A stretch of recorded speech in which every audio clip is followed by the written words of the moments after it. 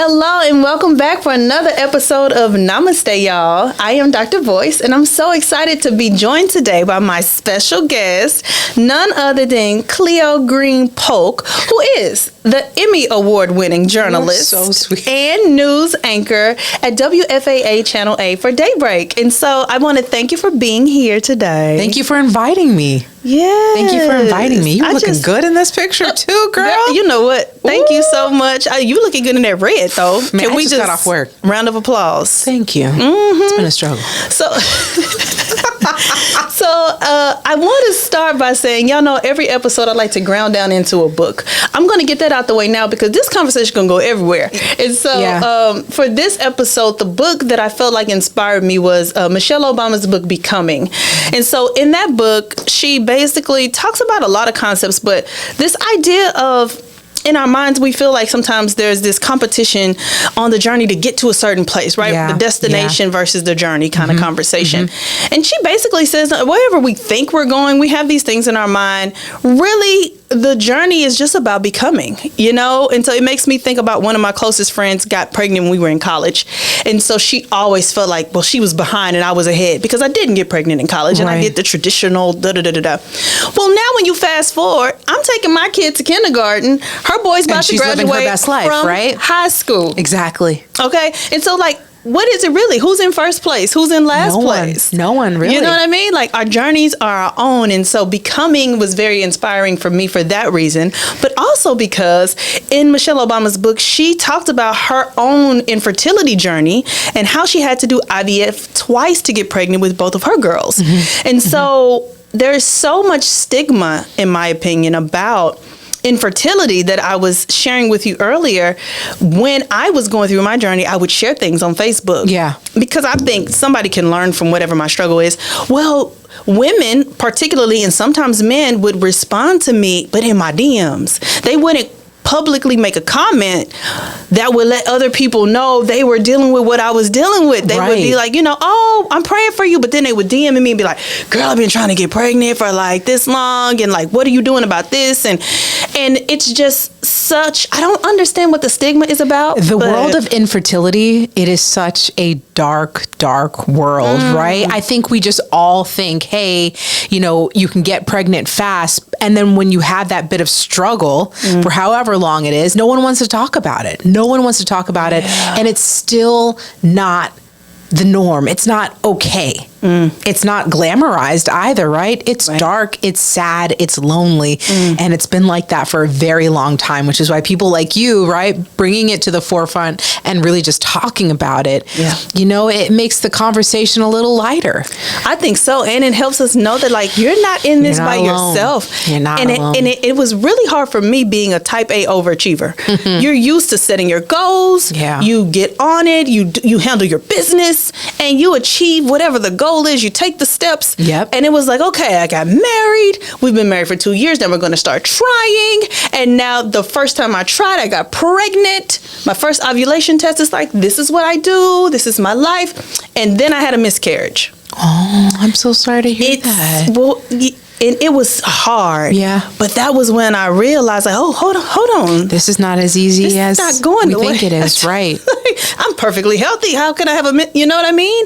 But that was what set me on my trajectory towards, I found out I had fibroids. I had to have a myomectomy to have them removed. And then it was some more years before I could conceive. And so my journey to my kiddo, she's 5 now. She's lovely. Beautiful too. She's the best part of me. And I just like to say, when I think about that fast forwarding now, this conversation takes us back. Because you have your beautiful boy as well. Oh my gosh. He's so beautiful. Thank you. When I look at him, I still cry sometimes because I'm like, I cannot believe you're here. Like, I just love him so much. But my journey to pregnancy, it wasn't easy because I feel like all my life, you know, you try not to get pregnant, right? You try not to get pregnant. And then now you finally now you want to get pregnant and you're like, oh, this is not happening. So we're going back now. Yeah, because you got the beautiful boy now. Yes. For those of y'all that don't know, and he's one, right? He's 1.5. He'll be 2 in February. Conrad. Yep. Yes, and so now we're gonna go back. So now we have Conrad. He's a year and a half. Yes. He's blessing your life. You post about his sweet face all the time. do. I post about my little girl. I just love him so. I love him so much. But now we gotta go back in this conversation. Lord, to the dark world. To the dark part. Girl. Cleo is so lonely, and I felt even some shame about like,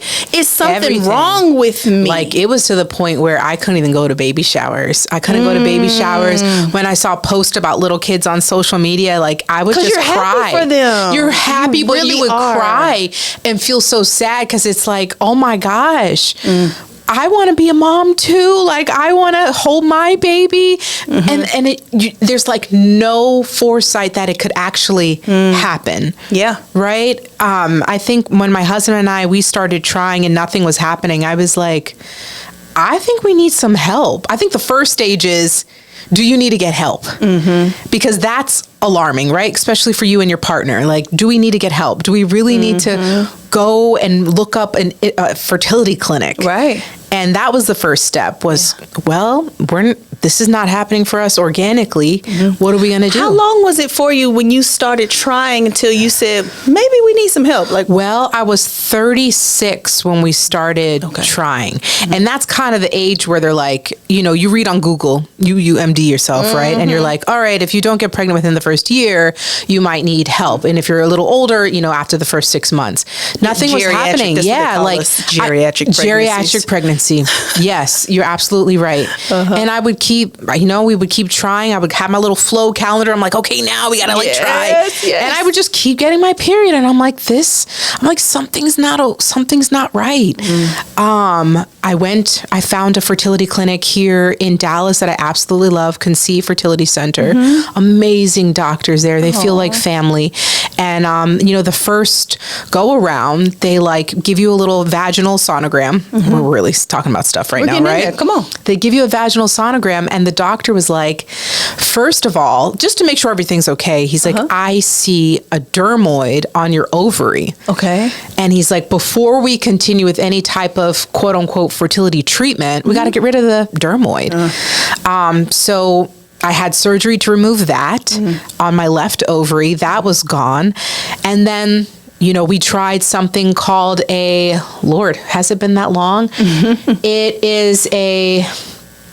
It's a process where they send a catheter. Okay. With sperm in the catheter up to your uterus when you're ovulating.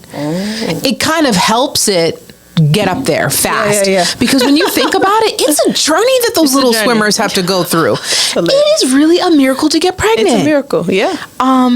So we tried that. And it didn't work. We tried 2 times and that didn't work. So then they looked at the sperm. And Lord, I hope my husband never listens to this, but the swimmers, they were not swimming. They were there, but they were lazy. And they call that the morphology of the sperm and the tail. Like, see, your husband probably chill. Is he got a chill personality? He's chill when he wants to be, but I'm a firm believer on like holistic stuff. And he's a detective for Dallas County Sheriff's Office. He wears a metal-proof vest on his body damn near the whole day, right? And then 20 pounds on his pelvic area. There's a lot going on. So I really feel like that is probably messing up his system, right? Okay. I just believe that for some reason. Well, because our first line is we always go to the woman and we feel like, what's wrong with me and it could be the man too. And so my journey wasn't through IVF. So for us, we had the fertility specialist that did my did my exam, that did the surgery, removed my fibroids, all of that stuff. Yeah. And then after the healing period, they're like, okay, you can try again.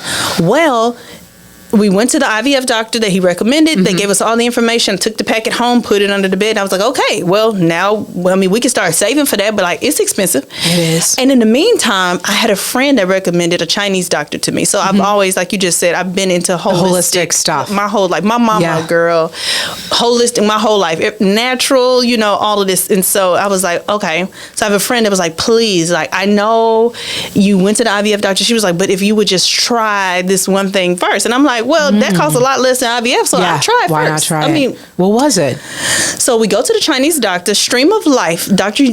Young in Plano, Texas. Okay. And we go, and essentially, I mean, you walk into the doctor's office, it looks like this room that we're seeing. It looks like an office, not like a table, you lay down, nothing. Okay. So, cause I'm already skeptic when I walk in. I'm like what are we doing here? But he looks at, like, he told me to stick my tongue out. He looked at my tongue. He checked my pulse. He looked at... My mom has a doctor like that, too. Literally can look at you. He looked at your eyeballs. He looked at your tongue. And he started telling me stuff about my diet, about how I'm eating or whatever. But it wasn't just about me. It was about my husband at the time too, right? And so it was an exam of both of us, but then he makes you drink like a cocktail of herbs. It's like herbal tea kind of concoction, you know? And so a lot of Chinese medicine, the herbs. I'm telling you, it's Dr. Young. I'm gonna take his information just because this is what happened on Facebook. People start hitting me up like, now what did you do? Because if for a lot of us, especially in Western cultures, we don't lean as heavy on the natural remedies. Like we really feel like it's the doctor or nothing. And so I felt like doctors cool. I believe God made the doctors and all of our technological innovations are beautiful, but I'm gonna try this first. And so he made us both drink a different concoction. He modified our diets, took chicken all the way out. Oh, wow. We had to eat like grass-fed beef. Like there was dietary changes. But then the next part of it was that he said something about the temperature of the men's bodies. And I had heard this. He had to soak in a cold tub every night for 45 minutes. That was his part of the thing. Drink the concoctions, and then he had to soak it in a cool bath for 45 minutes every night. 45 minutes? Because he said something about the men, and I had heard somebody else that went. That's why men shouldn't be in hot tubs and stuff. That's the thing about the sperm thing. I don't know. Now, we ain't gonna get technical, I don't know, but I know something about cool off because you're too hot. No, it's real. That's why go. Men shouldn't be in saunas or the hot tubs if you're trying to conceive. That is a thing. And so he had to soak every night. And I just remembered that was a part of it. And then morning and night we would have to drink herbal concoctions. Okay. Now they taste like dirt ground up in a cup. Dr. Young made them for you? They have like a whole room, and so his concoction is different than mine. And you scoop it out in the thing and you drink it every morning, and it tastes terrible. But they like have different formulas they create for you based on what's going on with your body. Yeah, I'm going to have to get Dr. Young's number. Wow, okay, I'm going to share it with you. We did cupping before the whole fertility clinic. Okay. And the cupping brought out a bunch of toxins where my husband wears the vest, which is why I concluded that this man's got a lot of metals in his body. And just think about what you're saying, that he's I think about that in it's a lot. In this bigger sense of like you're carrying a lot. Like you got a lot on you. And so for me, I also was finishing my dissertation at the time. I was working on my PhD. Yeah. So we started going to Dr. Young. I graduate, and within 3 months I get pregnant. Wow. Drinking the concoction and just finishing school, and like that stress coming literally out of my body. Wow. Like I got pregnant in like 3 months. That's why so many people got pregnant during the pandemic. They just sat down. Stress-free time. You mean just being? For some.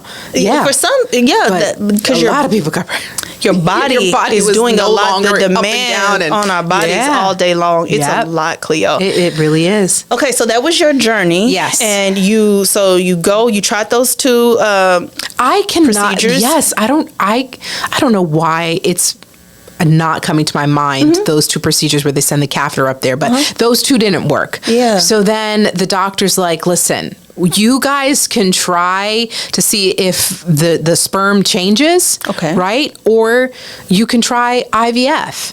And I think I was at a spot in my life where I'm like, this is not how I thought I was going to get pregnant, right? But if IVF is our option, right, and we're not getting any younger, I'm like, I'm willing to try it. I'm willing to try it. Sir, give me the IVF. But then comes the cost, right? Then comes the cost because it can be over $40,000 depending on like what clinic you go to, how many rounds you're doing, all of that. That's it. And just for really quickly, just for your listeners, I think I never knew what IVF was. I didn't know how this was going to work. So I think a really quick explainer, please. I mean, the ghetto version of IVF is basically you take a lot of shots. Yeah. You got a lot of shots in your stomach, right? Yeah. And those shots hyperstimulate your ovaries. Okay. You know how you get your period every month? basically your period means that egg that dropped in your uterus never got any sperm to turn into a baby. Right. So you shed your uterine lining. That's why we get our periods, right? So the drugs that you take, the shots, hyperstimulates your ovaries so that you make a bunch of eggs instead of that one egg that drops every month. Gotcha. So you can only imagine how big you're feeling, how bloated you're feeling. It's a gross feeling when you hyperstimulate your ovaries to make these eggs. Then you have something called the egg retrieval. This is your first little surgery, right? They take out all the eggs in your body. Now, you know, some women, they don't produce a lot of eggs. They may have endometriosis or PCOS, and they're not getting a lot of eggs. I ended up getting 22 eggs. That sounds like a lot. I don't know if it... That's a lot. Okay. But here's the drop. I ended up getting 22 eggs. And then in that same moment, when the doctor's taking out the eggs, right? You're under anesthesia. Your husband, your partner, whoever, gives them a little sperm sample. Okay. Then the endocrinologist, I believe, takes the sperm and puts each sperm into an egg, to one of those eggs. Sprinkle, yep. So that the egg and the sperm can connect with each other and create something called an embryo. Right. Now, sometimes you have to have like 22 chromosomes or what have you to have a perfect embryo, right? And some are stronger than others. So from those 22 eggs, I only had 6 embryos. Oh. So that means from those 22 eggs, the sperm and the egg only connected well to make 6 embryos. Keep in mind for the listeners, this is the ghetto version of IVF. Yeah, we're going... 6, right? 6 embryos. Right. 6 embryos. Okay. And then now you can pay another set of money to get the embryos tested to make sure all the chromosomes are there. Before you choose the wrong one and put it in there. Before you choose the wrong one and put it in there, child, right? This is adding up. Right? Now, some women, the embryos aren't strong enough. They have to do something called a fresh transfer, which means they don't even get to test those embryos. Or sometimes they don't have the extra money to get those embryos tested. But we got our embryos tested. One of them came back as one that we need to discard, which means, who knows, you know, maybe that could have been a miscarriage. Maybe you know, could have been a baby with issues in the long run. But we ended up getting the embryos, and then after the embryos... Okay, now we're down to 5. Now we're down to 5. Okay. We're down to 5 embryos. Okay. I have 5 boys, 1 girl. Out of the embryos. 4 girls, 1 boy. From the embryos? They can tell the gender, everything, because the chromosomes. It's all about the chromosomes. Yeah. I'm like, give me that 1 girl. Yes, put it in there. Yes. So we had all of that. And then after that, I had to take progesterone shots. Now you got to prepare your womb to actually put this embryo in there. I'm tired listening to this. And this is the Cliff Notes version. And could you imagine having to go to work and be a smiley character in the world? Right? Going through all of this. And that progesterone shot is like longer than my fingernail going into your butt. Ooh, it's crazy. It's a lot. It's a lot. And then in the midst of that, I was doing acupuncture, fertility acupuncture, just to make sure that, you know, the blood is going the way it should be, all of that. So now I had the embryo transfer. And I'll tell you, Dr. Boyce, that was just a season where I just had people praying over me. Like I would wake up and just be on my knees praying, like, because it was still not a guarantee if this embryo, when they put it in, sticks to your uterine lining. Right. Because if it doesn't stick, then you're going to end up getting your period. How many are they shooting in there? They only put 1. Now, if you're a little older and I guess the embryo is not as strong as it should be, sometimes they put 2. But if they feel like, but there's always a chance that 1 could break, and then, you know, you have multiples. But they just put 1, and you got to hope that it sticks to your... so much, Cleo. It's a lot. Yeah. It is a lot. So I was just praying. I think in the darkness of all of this happening, I just had to say to God, like, you know what, God, if it is not meant for me to be a mom, help me deal with the pain. And every time I say that, it makes me so sad, because I'm just like, I had to make myself feel better. Why am I going to cry now? I had to make myself feel better, right? Yeah. Because if it didn't stick, and if this doesn't work, right, I need to be okay to know this is not going to be my journey. Yeah. And I think when I said that to myself, things started to feel better. I was just like, God, just help me. Like, if I'm not meant to be a mom, just help me help help me deal with the hurt is what I told myself. Yeah. Because it's like that prayer where you say the serenity prayer. You know, it's like, help me to accept the things I can't change. Change the things I can. And then the wisdom to know the difference. Because one big part about my life that I can say is when I look back at any situation in my life, I want to know, did I do all I could have done? Right. Especially if there's a desire in my heart, because I believe that most of the time the desires of our heart are things that God has purpose for us. Yeah. That's why it's in there. Right. I could turn to somebody else. I have a really close friend who doesn't want to have any kids. Never did. Never. And to think that this is such a strong desire in my heart. Like, yeah. I really feel like I'm destined to be this mom, but now I'm doing these things and it's not working. And so when you get to that point where I call surrender, Cleo, I feel like you're explaining the point of surrender, where you're like, I've done all my part. This is all I can do, God. I've done everything, God. And now, it's on you. Like, if it's going to be, it's going to be. And if it's not, man, like, I really wanted to be a mom. Right. In that season for me, where you're saying the dark place, it's the darkest time. Two things happened for me. I got an ordinary attachment to my nephew. My sister had my nephew at the time, her first son. My line sister. I should quantify this because we use these terms. She's still your sister. My line sister. And his name was Jackson. And I just remember at that time, I would go over there and I would take him. I would take naps. I would be like, you go lay down and go to sleep. And I would take him and I would cuddle with him and I would buy stuff and I would just unordinary. I shouldn't have.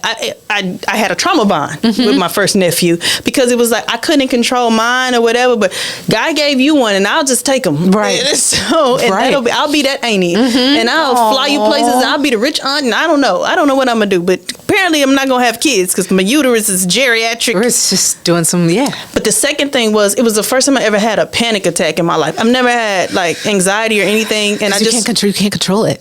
You can't control it. I was at a co-working space where I used to work, minding my business, and it was like in that dark time, it just came up on me like a wave. I never forget how it felt like a wave just came over me, where I had this thought just in the middle of work and like, what if you just never can be a mom? Like, you just... How did you feel? What did you do?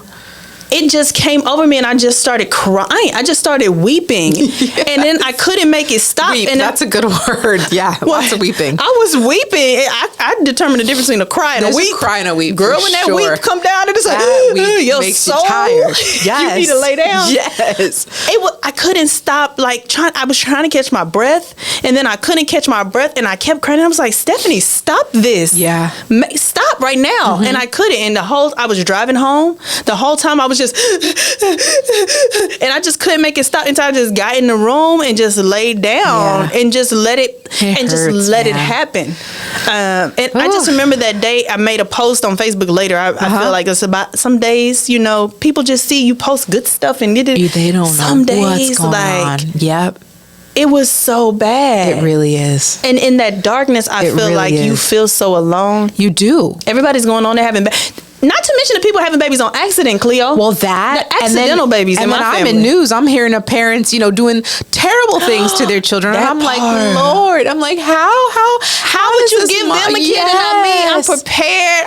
I've been financially responsible and saved for my child. You end up doing that. You question. You question. You do. And then you get angry. And then like you said, I had to surrender. I had to say, this is not my path. Help me deal with this hurt because it hurts so bad. Yeah, it hurts so bad. Yeah, and then how can I be a good steward of the things that you have blessed me with? That's the thing. Sarah Jakes Roberts said one time, she had this whole sermon about what's in your hand. And sometimes we're so busy looking around at the stuff we want that it's like, what do you already have? And a part of that for me was, okay, like, how can I be better at this? How can I be a better aunt? How can I be better in my business? And like the stuff that I did have that God had blessed me with, it was like, help me to focus on these things or I will go crazy because this is outside of my control. Right.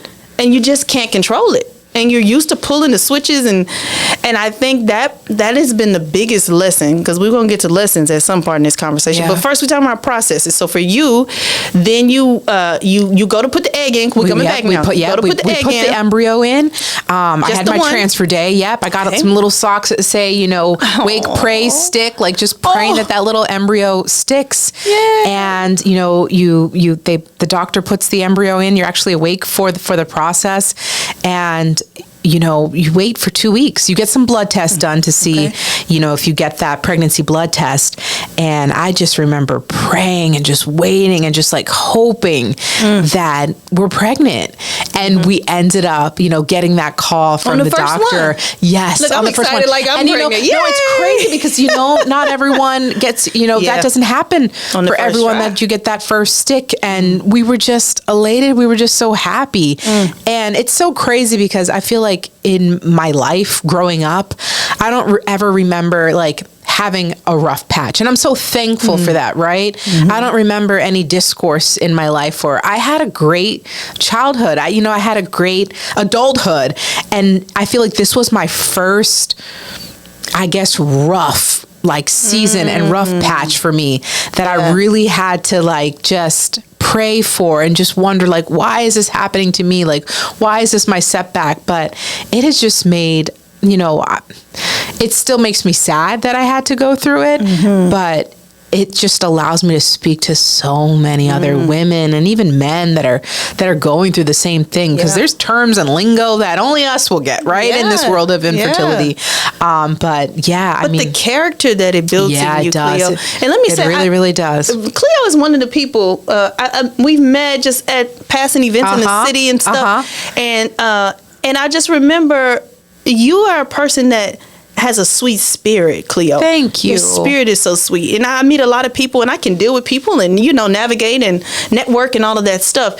And some people, even though they're nice or whatever, there's not a lot of people you meet that have a sweet spirit. I appreciate that. I really hearing you say that about like your childhood and about your adulthood experience, that's what I kind of pick up from you, that you've had an experience that has been just loving. Like you were really raised in love. I gotta say that.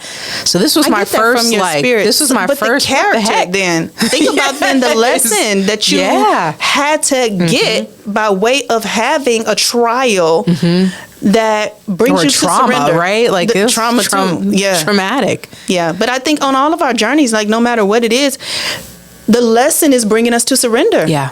Whatever the journey is, whatever the trial. Like I said, I have that friend that had her kid when we were in college, and it was like, oh my God, my life is over. I got pregnant in college, and it's like, that's. But now here's her story, right? Exactly. She goes on later on. She graduates. Her boys get to see her graduate, and her girls. She has 3 kids. I'm sorry.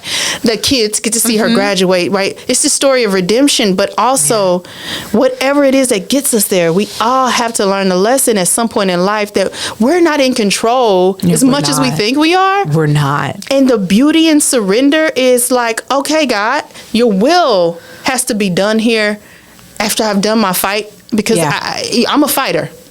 I'm going to fight. We're going to figure out, come on, God, like, put this semen in here and give me my baby. How are we going to do this? Right. How are we going to do this? And that's a challenging decision too, right? Like, let me tell you, I have a mom, a Jamaican mom who's very religious. And, when I told her what I was going through, like she told me, and she's 100% right. Pray. Like I even told her, Mom, we might, try seeking a fertility doctor and possibly doing IVF. And she was against it. She was like, Sarah waited. She was 92. She was 92. She had her baby. And I was like, Mom, you are so right. But I was like, and maybe I'm wrong. I was like, but I do feel like God put these amazing people in this world to help, right? And that was my thinking and why we made that decision. And it's different for everybody. But to this day, my mom does not know I went through IVF. My father does. He was super supportive, but my mom does not know. Tell me how she feel about Conrad. She loves Conrad. It's exactly right. But she does not know. Like she knows that I went to a fertility doctor to see what's going on. For your precious grandson, because those grandkids, they go crazy for grandkids. She loves. I mean, Conrad's her first grandchild, right? But I have still never shared with my mom that I've taken over 100 shots and all of that. Because to get where we are. What's beautiful is you have to go your own way. Yeah, and whatever worked for our parents sometimes didn't work. My mama got it's 4 of us. My mom was like, boop, boop, boop, Yeah, boop, it's easy. with the baby. Like, it was just, and I don't know, what generationally, what might be different in our environmental factors. It is the environment. I swear. Our food. I swear to you, it's our environment. Our food, our fake, stress, our all of that. environment is like the stress, especially when you look at the numbers for way too many women dealing with infertility. And way men. too many women. Well, yes, and men. We want to include y'all too, because y'all are part of it. Yes. But also I want to see the data disaggregated for the demand. I feel like the higher you go in terms of the demands of your workloads, the amounts of stress that we're putting on. That. I had a conversation one time with a friend of mine, and it was like, I was, at the time when I started trying to get pregnant, I was a principal. I was finishing my PhD program at UTA. I was now being like, okay, let's try to get pregnant. And my job was principal of a founding principal. So we started the school. I had to pick out what colors the wall would be, what kind of desks were going to be in the classrooms, what kind of curriculum. Dr. Boyce, that's a lot. Yeah. All of this on me. And I'm like, and I think I'll be a mom now. And my body, I feel like, is telling me, where, sis? Where? Too much. Too much is going on. Where are we going to do it? Where are we going to be? And how? Yeah. So it's like physical. Part of the journey is physical.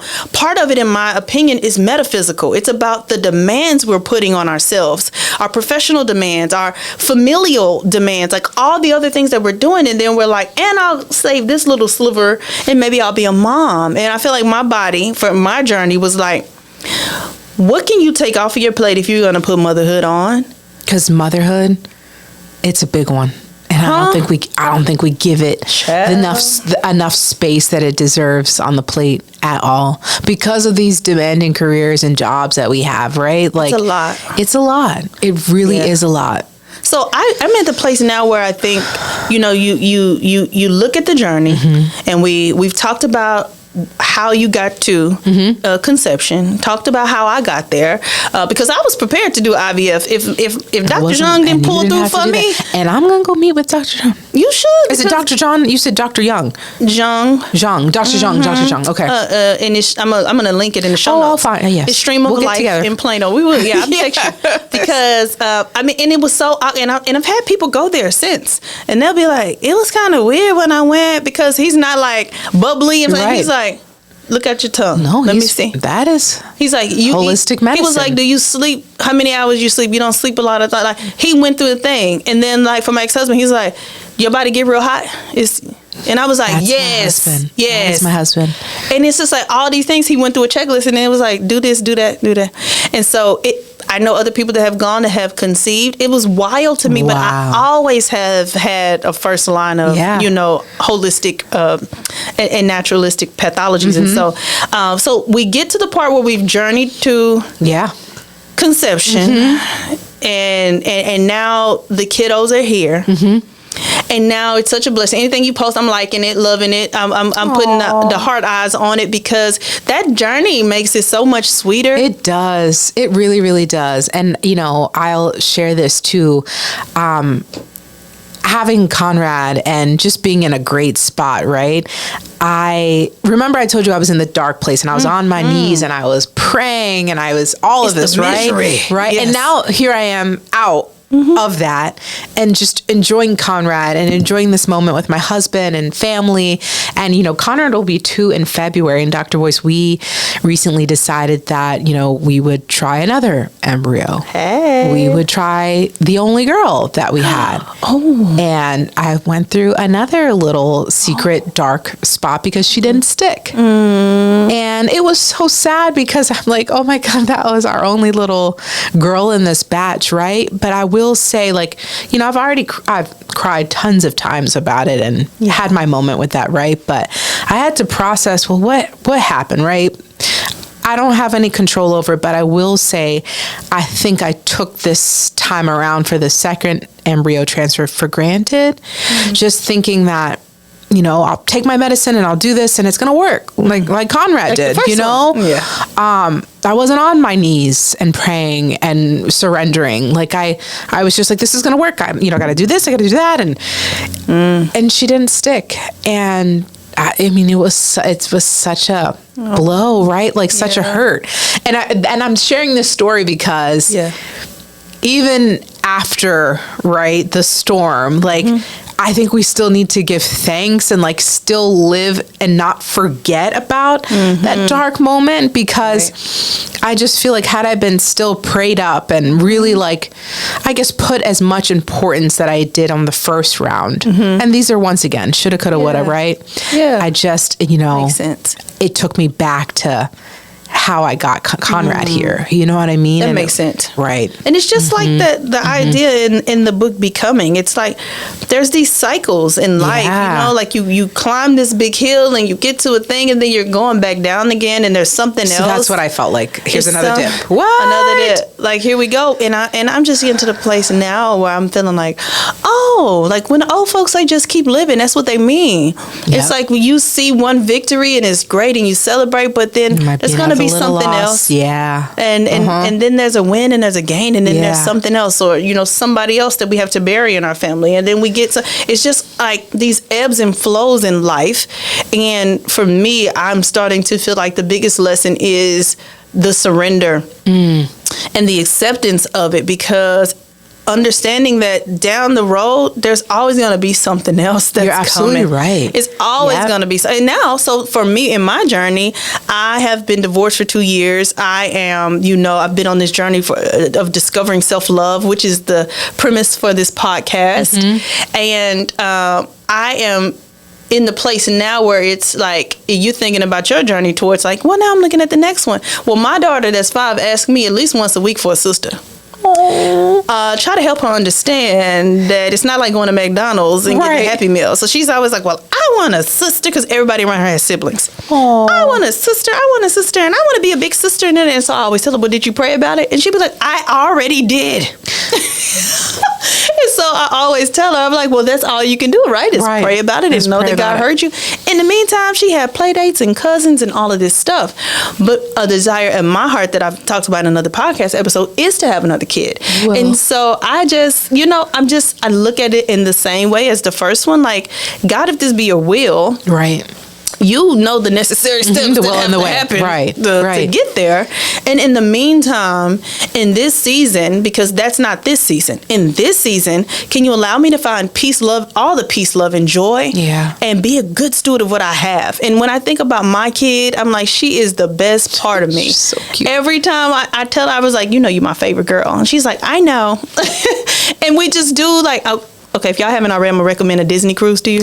Ooh, because I bet. Well, maybe okay, 1.5, maybe 3. I'm gonna wait till he's got some sentences coming out. Okay, well, yes, that might be good. But they also had like the little nursery in there too. You drop them off and they do fun things with them. Okay, but that's neither here nor there when you're ready. But in the meantime, I'm just always like, what's in this season? You know, that I can pour my love on.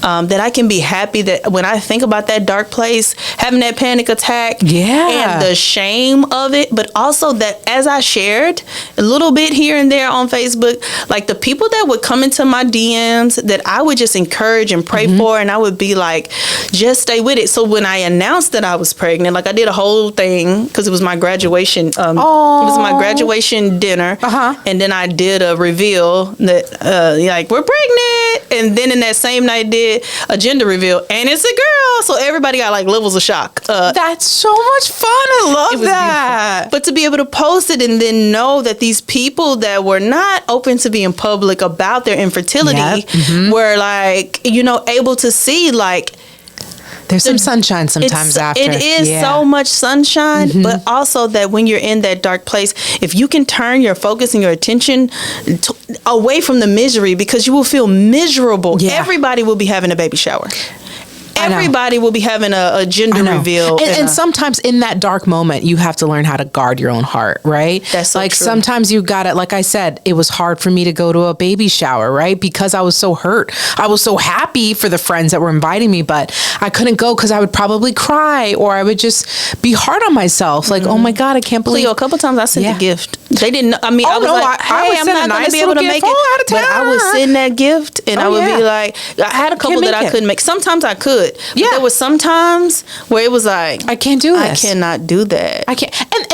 Let me say this. It happens in different ways, right? Like you may not be able to go to a wedding because you're like, where is my person in this world, right? Like it happens for so many things in our lives. And it's your responsibility to guard your heart, right? Like don't overexpose yourself to stuff that you know is going to send you into a rut, is going to hurt, is going to, you know what I mean? And to have grace with yourself and not try to pull yourself out of it. You know, part of the work I've been doing is being able to identify and sit with your emotions. That was a big part of, I know, when I did have that little meltdown when I was going through my journey, it was because I had been trying to put everything down. Like, okay, so we don't have time to be sad. Like, we got stuff to do. Right, we have to go. Like, we're running a business. We're da-da-da-da-da. And it was like all of that pushing it down that day, it just all like spewed out and I couldn't. It just overwhelmed me. Yeah. So like a part of my work has been identifying, okay, this is how I'm feeling, honoring that. What is my body saying to me? Because I need to honor that. Whatever my body is trying to tell me, I need to listen to this emotion and I need to sit and give myself time. And the lesson here has been, I don't have to do anything with the emotion. I don't have to make it stop. I don't have to. You just are aware of it. But when somebody is having a thing and it's a day when you're in a dark spot. You don't gotta go. Just know. You don't have to go. You don't. And I would even send a gift because I love you and I want very good for you. But to do the games and the suck the bottle games and guess the diapers and wrap the. You might not be there. It's a lot. And you shouldn't go, especially if you're a person that wears your heart on your sleeve, you know what I mean? Or you might not be in a good mood. Just stay away. Stay away. It's just a lot. But I am glad that you joined me to have this conversation about your journey. To be here. Because another part of this is that people just don't talk about it out loud and with other people. They don't. And I feel like we miss opportunity for community. I'm reading a book now where I'm learning that community isn't about being around a bunch of people. Right. We could be in a crowded space. We could be at work. We could be at church in pews sometimes be around people and not be experiencing community. And that community comes when we hold space to be able to be vulnerable, transparent, and share the actualities of our journeys together. And so I'd love to see more spaces of community. I didn't feel like I had any. Like I felt so alone going through my journey. And even with my friends, like I might try to talk to them, but like y'all popping kids out. Yeah, they care, but they popping the kids out. It was hard. I felt like every conversation I had with like my best friend or my cousin, I was like constantly explaining, like the process of IVF or what this medicine is or what. So I never felt like I had someone that, was going through the same thing. It was just so difficult. Yeah. But I'll tell you what, when I shared my story, two other women at my job, they were also trying to conceive, and one of my good friends at work also had to go through IVF. And literally, we would talk every day. She'd be like, okay, we got to get this. And I'm like, okay, get the Menopar. Like we're talking about the medicine and like all that, the progesterone and when this you're and in that. the trenches with somebody. Oh, yeah. And I'm like, trust me. I'm like, I know how you feel. And she's like,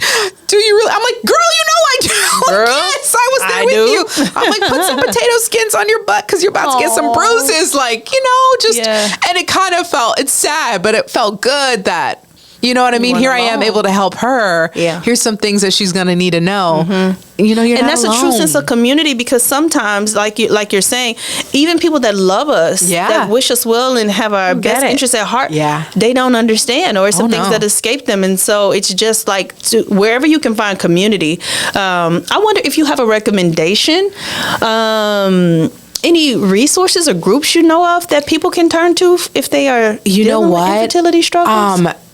Well, there are some groups on Facebook, especially. They have some infertility groups on Facebook. And, sometimes you have to be careful with them because a lot of women are sharing when it comes to like a negative pregnancy test or, didn't hear heartbeat after 6 weeks. Heavy, sis. That could be heavy too. So you got to be really, really careful with that. But that's too much. Gosh, if there's just one way to find one other woman or whatever that has gone gone through IVF or a similar situation, you know, may have had multiple miscarriages. Like if you could just find one person in that group to have these sidebar conversations also, with. Some people deal with difficulty differently. Yeah. If you're not a person that has faith, the way that you journey through difficult times can be miserable, and it will just be a cycle of complaining and I see posts, you know, from women that are like, the doctor didn't do this and blah blah blah, and, you know, just mad about, you know, the way something was done. And I get it, but you know, there may be another woman who's, you know, faith based, and they're just like, you know, maybe God didn't. So it is right. You have to link up with someone that's evenly yoked, if you want to say. Yeah, maybe, and positive and just like, man, it's a dark time. You got to find a little someone. Yeah, you got to cultivate community. You don't want to go alone. That makes sense. That makes sense. Okay, so we've given a little advice, because that was the last part. What advice would you give to a woman that's watching this that says, I have been in the dark times. I really feel like this is a desire of my heart to be a mom, to experience motherhood. My gosh, reach out to me, Lord. There you go. I'm reach serious. out to Cleo. Yeah. I'm ready to talk and to listen. That's beautiful. I mean it. I love that too. Yeah. And being able to reach out and have a conversation or say anything that you need to say. But if there's any other advice that you would give them, I feel like we've already shared a little bit of advice as we've gone through the episode. What would you say? Advice for someone that's trying to conceive, or advice for someone that's in the trenches? Either one. If they might be trying to conceive and be in the trench. I was, you know.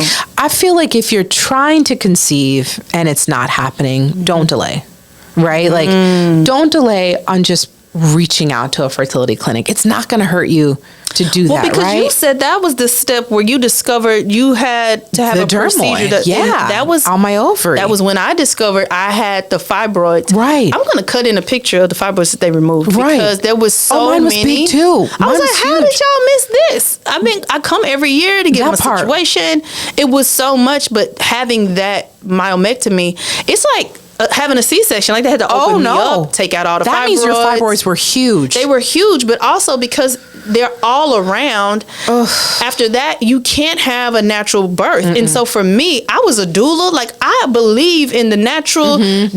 I was going to do a tub. Like, I had all of these theories in my head. And my doctor was like, now that you had that myomectomy, you have to have a scheduled C-section. And it has to be out ahead of your due date, because if you even start to contract, you might rupture your entire uterus and die. And so I was like, very good. So we scheduled that C-section. And let me say this, because shout out to Dr. Wendy Parnell. Okay. Dr. Wendy, you know Wendy? I've seen her. I was going to, I've seen her many times. She is the best. Dr. Jennifer Allen was mine. Another amazing doctor. Yeah. And mine was Medical City, Dallas. And let me say that Dr. Wendy Parnell, every step of the way she was, I mean, for my first appointment, I came in my appointment like, so recently there was a study about Black women's mortality Black rates maternal health care, and like all of that had just came out. And my biggest question for her, because my OBGYN is a Black woman, was, when you disaggregate the data, did they control for women that had doctors of color? Like, do we have a better outcome with y'all than people do when they don't? And she was just like, yes. Well, I don't feel, they didn't, the researchers didn't go that deep. No, that's they're the not. research I want to see. So I remember just coming in and being able to have that transparency of conversation with her, and every step of the way she was so great. Yeah. And the day of my delivery, I mean, we were 30 minutes in the OR and out, and it was like everything was clockwork. Everything about how I was handled, my experience. I've heard people have some terrible C-section stories. I've heard about some terrible C-section stories too, and I mean, of course, natural birth stories as well. But no, my doctor was Dr. Jennifer Allen. She was in there too. Yeah, and she's a hippie at heart. Her parents were hippies. I know. I love a good hippie. I know, but I'm a half hippie. But myself. Once again, you know, Black woman, strong, just beautiful inside and out, and gosh, I just felt, you know, so loved by her. Yeah, so loved by her. I never once felt, you know, scared scared. Yeah. And sometimes doctors can make you feel like, especially if you're going to infertility clinic, and then because I was pregnant later in life, I had to go to another kind of specialist every 2 weeks. Because we're geriatric. And go get that done, and then go to my doctor every other week. And it was like a lot of different. Some doctors can make you feel like a subject. Well, yeah. That's like true. A patient, and like it's just, and that's when you if you feel that way, you should leave. Exactly. But some doctors make you feel they care, they know you, they're showing up for you in a different way, and that is a blessing in that process. And I would say, like you said, don't delay. I would say, don't delay if you feel like you need to find another person. Well, that's very true. To walk through that process with you, because it's tricky and it's emotional. And we're talking about the physical toll on getting shots and like all the stuff you had to do, and me drinking herbs and all of this stuff. But there's a whole nother part of this emotional toll on you when you're going through this process that and then you have the baby, and then there's the other child, and they send you home with that thing. It's a lot. I remember I had one nurse, and I just remember her first name was Dion. If she ever sees this, I'm talking to you, Dion, at Medical City, Dallas. I was sitting, because we didn't even get into after you have the baby. We need a whole nother episode. It's another, because then I had the baby. We love this. We're here. We did all this journeying to get this baby here. Oh wow, okay. On the first day, my child, I immediately go to breastfeeding because I'm here. I'm here for it, and I don't judge. Everybody do what works for you. And by the end of this first day, my nipples are split open. Did almost she have like grapes of breath. She had a lip tie? She did not. Something about her latch was wrong, and she was so aggressive that she didn't care. She was just ripping me apart for the milk. And by the end of the first day, they had to apply balm, and I had to do like industrial strength. No lip tie, girl. She was killing me for that milk. Okay, she was killing me. Like, I'm just gonna rip it off and let the milk come out. But I never forget. I was just sitting there like, I wanted this. You prayed for this. And then there's this other feeling of the guilt of, how dare you beg God to give you a baby? And now you sitting here like, I can't do this. No. All my life I had to fight. No, you're right. But Dion, she came in, and I remember they gave me ointment I used to have to put lactation on. consultant? No, Dion was the nurse. And I just remember I was sitting in there one day looking disillusioned, probably day 2. Yeah. Dion came in because some other nurses had been coming in and out, and she came in and she saw all the pieces to the pump were over there by the sink, like they needed to be washed, and there was some things just out of sorts. And Dion came in and flipped that light on, baby. She ran that water and put some Dial in the sink, and she started cleaning all them nurses, all those pieces, and all of the things that it's just a normal shift for her, but for me, it was like, thank you, Lord. Somebody came in and took some charge and put things in order, and knows that if you're a first-time mom, and even if you're not, you don't know what the hell is going on. That part. You're just excited, like the baby came out of me, here, the baby is well. And now you're sitting in here disillusioned again, like I said, going through another dip. Right. Because now I'm sitting here looking like, can't move, trying to sit up, and it's just so many things.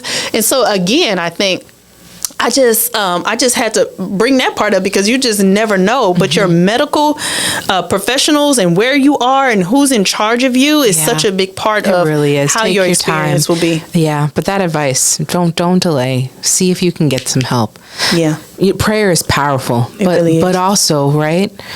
See what's going on. Faith without works is dead. Right. See what's going on. That does not hurt. Yeah, because clearly we found that we had something going on. No, in our bodies. and I have girlfriends, and I know of people that say we're still trying. It's been 6 years, and I'm like, oh no, just go see what's going on. I said it could be your husband. It could be It could be a multitude of different things. It's a lot of shame that people have. But when you take that off, then you open yourself up to all kind of possibilities. Knowledge is power. I'm going to link the people that we have mentioned today in the show notes. Great. In case anybody wants to refer to them. Also, I feel in my spirit that you're going to have some kind of movement ministry program, something around this. Thank you so much. It's not my ministry. I'm sharing my story, but I feel like it's been racking my brain. I don't know what it is, but It's something. And your loving spirit is a quite Thank you. natural outsource to be. Cleo's, okay, listen to me. I'm going to say this today on, What are you on the gonna say? tape. Cleo is going to create a sense of community, something that nourishes the soul of women going through that process that will be a blessing to them, a ministry to them. I feel like you have that. Thank you. Yeah. I feel it too. I just don't know How where would to it put manifest? it and how to manifest it. But I think Yeah. it starts with a little prayer and writing. I'm going to be writing praying down for what's you going on. because I feel like Thank it's you. you did a special about it. Yeah. Yeah, you did a special that time, and that's what brought it to my attention to talk to you about it, because I'm like, this is so great. They're talking about this like on TV out loud, because people don't want to talk about it. So talking is the first step, but then facilitating community where women have a safe space to be encouraged and uplifted and resourced. Because sometimes you just don't even know. Like I just told you about the Chinese doctor. You just told me about the great IVF clinic. Yeah. Like sometimes just having the resources That place is amazing. is helpful. You gotta link it too. Yeah, I'm gonna link both of those. Okay. And so yes, so thank you again for my God. coming It was to a share pleasure. your journey. It was a You're pleasure. amazing. I So love are you. your spirit. So are you. I Yes. really mean that. And if you really mean are that. watching this and you are in a place that is dark, particularly, I hope that you will be encouraged today to know that when you get to the place of surrender, you can find some joy and some peace in that. It didn't feel happy for me when I got to the place of surrender, but it felt ain't happy. peaceful. Like I had But you were at peace. that I'm letting it go. I was like not holding on so tight anymore. It's just like, okay, I've Yeah. done my part. I did all the things, God. Now it's on you. Like there's a part of this process that is not controlled by me. Yeah. And the sooner you can get to that place of surrender, I pray that you will get there and that you will learn all the lessons in your journey. Amen. And that it'll be beautiful. And so thank y'all for listening to this episode. You know, to this episode of Namaste, y'all. And until next time, make sure you follow, like, and subscribe. And make sure you follow Cleo. Where can they find you? Cleo Greene TV on Instagram. Cleo and then Greene I'm on TV. Facebook too. I mean, I've had that little hashtag for so long. Yeah. But yes, on Instagram, on Facebook as well. And send me a direct message if you're going through this as well. I'd love to hear from you. I answer back. Yes, she does I answer really do. back. That's beautiful. Thank you, I Cleo, really for do. being here. Of course. And thank Thanks for y'all for inviting me. listening. Namaste, y'all. Thank you so much for joining me for this episode of Namaste, y'all. If you haven't already, be sure that you follow us wherever you get your social media fixes. And also make sure you check out our upcoming community events, because we want to connect with you not just in the virtual space, but in person. I look forward to hearing from you soon. Namaste, y'all.